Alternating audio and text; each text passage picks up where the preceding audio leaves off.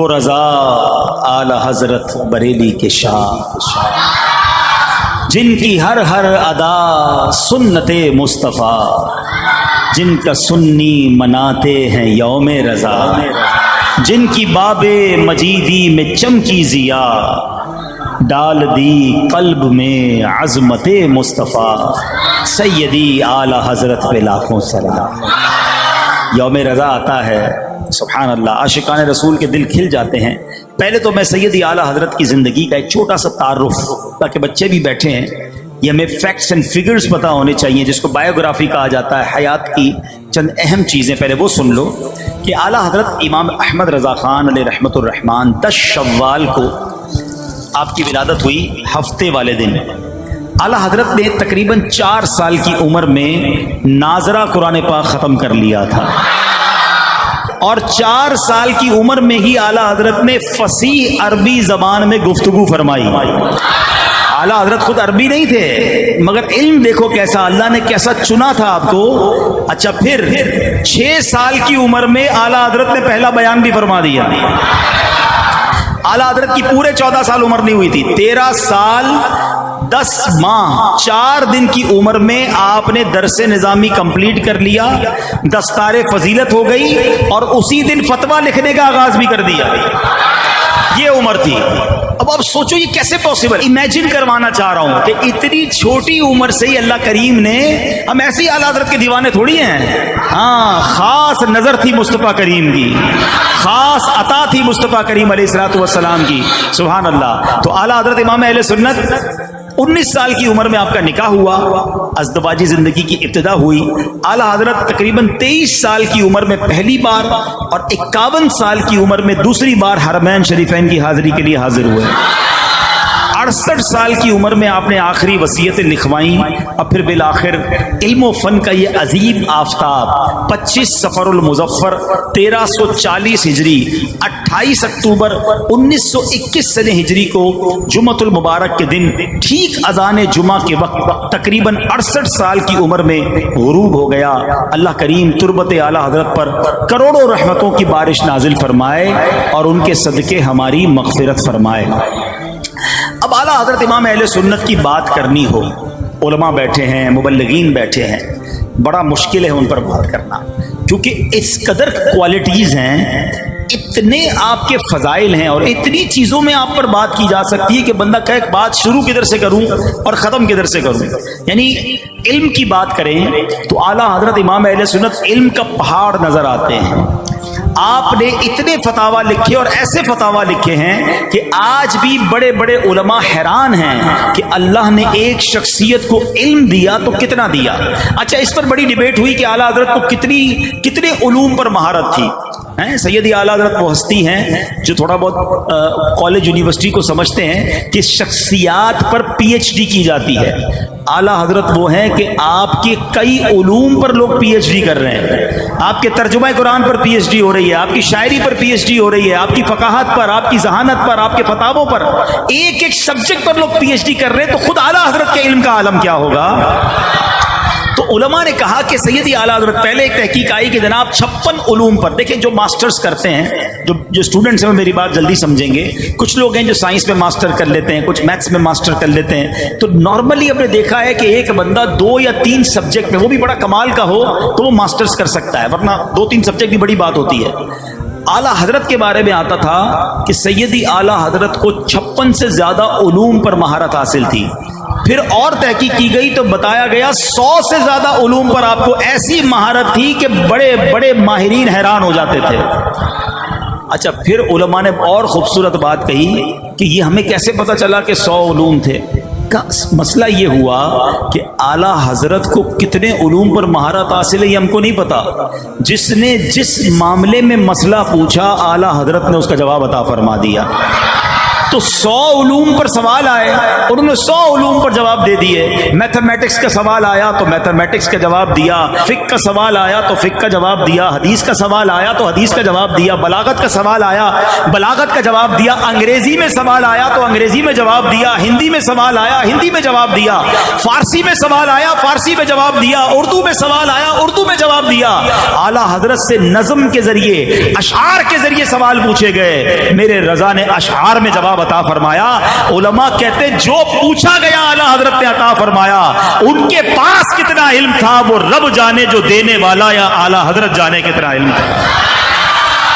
علم کا سمندر ہے، جبھی تو شاعر کہتے ہیں نا، احمد رضا کا تازہ گلستان ہے آج بھی، خورشید علم ان کا درخشاں ہے آج بھی، سب ان سے جلنے والوں کے کل ہو گئے چراغ، احمد رضا کی شمع فروزاں ہے آج بھی، خدمت قرآن پاک کی وہ لاجواب کی، راضی رضا سے صاحب قرآن ہے آج بھی۔ اللہ اکبر۔ اب آپ کے علم پر بات تو علماء کریں، یہ مفتیان کرام کی شان ہے، ہم جیسے کم علموں کا کام نہیں۔ اب بات کرتے ہیں سیدی اعلیٰ حضرت کا ایک ایسا وصف کہ اعلیٰ حضرت کا تعارف کمپلیٹ نہیں ہو سکتا جب تک اعلیٰ حضرت کے عشق رسول پر بات نہ کی جائے۔ آپ کی ایسی پہچان بن گیا کہ آج بھی دنیا بھر میں جب اعلیٰ حضرت کے نام کا نعرہ لگایا جاتا ہے تو ایک لفظ کہا جاتا ہے اور بتاتا ہے وہ لفظ کہ یہ شخصیت کس قدر سچے عاشق رسول ہیں، اور وہ نعرہ کیا ہے؟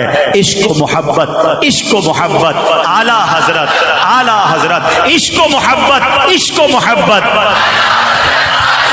عشق و محبت، عشق و محبت۔ کیا بات ہے، 100 سال سے زیادہ وقت گزر گیا ہے مگر آج بھی آپ ہمیں سکھاتے ہیں کہ عشق رسول کرنا کیسے ہے۔ آپ انسٹیٹیوٹ ہیں، اگر کسی کو سمجھنا ہے نا کہ میں نبی پاک سے سچا پیار کیسے کر سکتا ہوں، پیارے آقا علیہ الصلوۃ والسلام سے سچی محبت کیسے کر سکتا ہوں، تو بریلی کے تاجدار سے سیکھے کہ نبی پاک کا عشق کیسے ہوتا ہے، محبت کیسے ہوتی ہے، فنا پھر رسول بندہ کیسے ہوتا ہے۔ اللہ اکبر۔ ایک شعر میں اعلیٰ حضرت بڑی پیاری بات کہتے ہیں، آپ کہتے ہیں جان ہے عشق مصطفیٰ روز فزوں کرے خدا، کہتے ہیں یہ عشق مصطفیٰ تو میری جان ہے، اے اللہ اس کو اور بڑھا دے، یہ بڑھتا رہے کبھی کم نہ ہو۔ مگر اگلے شعر میں بڑی نرالی بات کرتے ہیں، کہتے ہیں جس کو ہو درد کا مزہ نازے دوا اٹھائے کیوں۔ ارے جناب درد میں کب سے مزہ آنا شروع ہو گیا؟ درد ہوتا ہے تو بندہ ڈاکٹر کے پاس بھاگتا ہے، دوائی ڈھونڈتا ہے کہ جناب دوائی دو، درد ہو رہا ہے، مگر یہ کیسی بات کر رہے ہیں کہ درد کا مزہ۔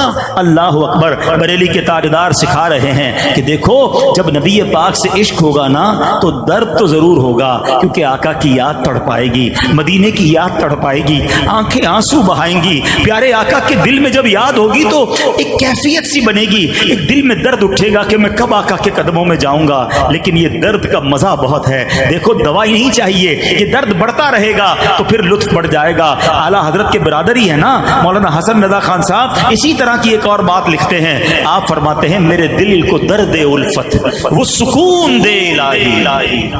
درد الفت بھی کہہ رہے ہیں اور سکون بھی کہہ رہے ہیں۔ درد تو سکون کی اپوزٹ چیز ہے، جس کو درد ہو اس کو سکون نہیں ہوتا، جس کو سکون ہو اس کو درد نہیں ہوتا۔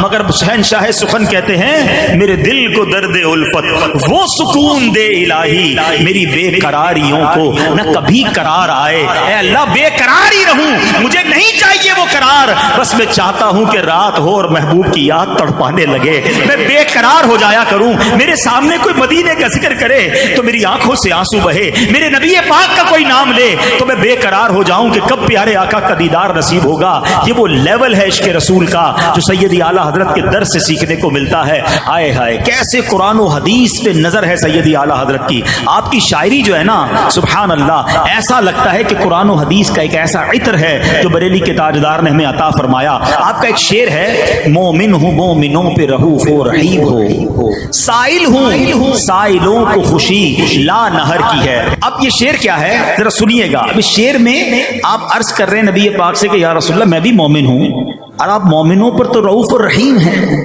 حضور میں سائل ہوں، میں مانگنے والا ہوں. اور سائلوں کو تو خوشی لا نہر کی ہے. اب یہ لا نہر کیا ہے؟ جو پہلی بار پڑھتے ہیں ان کو سمجھ نہیں آتا. اب آؤ قرآن پاک کی ایک آیت سناتا ہوں. اللہ کریم قرآن میں فرماتا ہے وَأَمَّا السَّائِلَ فَلَا تَنْهَرْ، اے محبوب تمہارے در پہ کوئی منگتا آ جائے تو اس کو خالی نہ لوٹانا، منگتا کو جھڑکنا نہیں، اسے منع نہیں کرنا. تو کہتے ہیں حضور اللہ نے آپ سے فرمایا ہے کوئی سائل آ جائے تو اسے خالی نہ لوٹائیے گا، سائل آئے تو جھڑکی کیا نہیں. حضور میں بھی تو سائل ہوں اور سائلوں کو خوشی لا نہر کی ہے. اب سوچو میرے رضا کی شاعری کیسی ہے. آپ قلم اٹھاتے تھے اور گویا قرآن کی آیات کی تشریح کرتے، احادیث کا خوبصورت منظر ہمیں پیش کرتے. ایک بڑا مشہور شعر ہے، اللہ کریم اللہ کرے کہ مدینے میں جا کر یہ پڑھنا ہمیں نصیب فرمائے. آؤ مل کے پڑھ لو. مجرم بلائے آئے ہیں جاؤ کا ہے گواہ، پھر رد ہو کب یہ شان کریموں کے در کی ہے. دوبارہ پڑھوں گا لیکن پہلے سمجھا دیتا ہوں، پھر پڑھنے کا مزہ اور آئے گا. مجرم بلائے آئے ہیں. حضور ہم غلام مدینے جو آئے ہیں نا آپ کے در پر، یہ خود سے نہیں آئے، ہمیں بلایا گیا ہے. اور کیا کہہ رہے ہیں؟ جاؤ کا ہے گواہ. یہ جاؤ کا کیا ہے؟ آؤ پھر تمہیں قرآن کی آیت سناتا ہوں. رب کریم قرآن میں ارشاد فرماتا ہے بسم اللہ الرحمن الرحیم وَلَوْ أَنَّهُمْ إِذْ ظَلَمُوا أَنفُسَهُمْ جَاءُوكَ فَاسْتَغْفَرُوا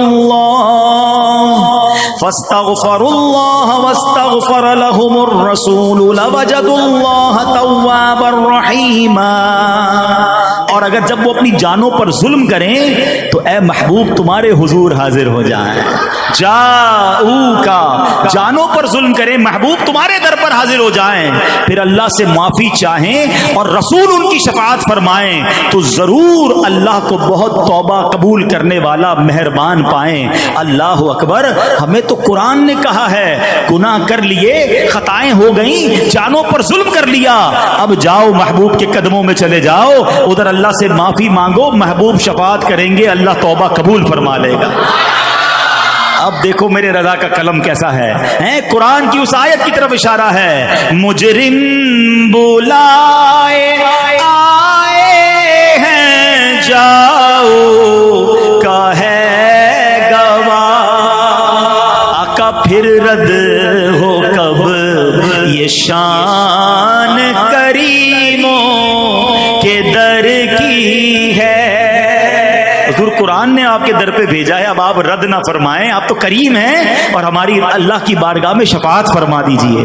اللہ اکبر. اب ذرا غور کیجئے، اس لیے بریلی کے تاجدار سے ہمیں پیار ہے. اللہ اکبر. اعلیٰ حضرت کا ایک اور شعر سنو. رب ہے معطی یہ ہے قاسم، رب ہے معطی یہ ہے قاسم، رزق اس کا ہے کھلاتے یہ ہے، رزق اس کا ہے کھلاتے. اب وسوسے ڈالنے والے وسوسے ڈالیں، نبی پاک کھلاتے ہیں، رزق دینے والا تو رب ہے. آؤ میں بخاری شریف کی حدیث سناتا ہوں. نبی پاک علیہ الصلوۃ والسلام فرماتے ہیں یعنی اللہ دینے والا ہے اور میں بانٹنے والا ہوں. رب ہے معطی یہ ہے قاسم، رب ہے معطی اور یہ ہے قاسم، رزق اس کا ہے کھلاتے یہ ہے، رزق اس کا ہے کھلاتے یہ ہے، سچی بات سکھاتے یہ ہے، سیدھی راہ چلا. پھر کیوں نہ اعلیٰ حضرت سے پیار کرے جو ہمیں اس طرح نبی پاک سے محبت کا درس اور قرآن و حدیث کی روشنی میں ہے. اب وہ بات، وہ شعر بھی سمجھ آ گیا ہوگا. کھاتے ہیں تیرے در کا، پیتے ہیں تیرے در کا، آقا کھاتے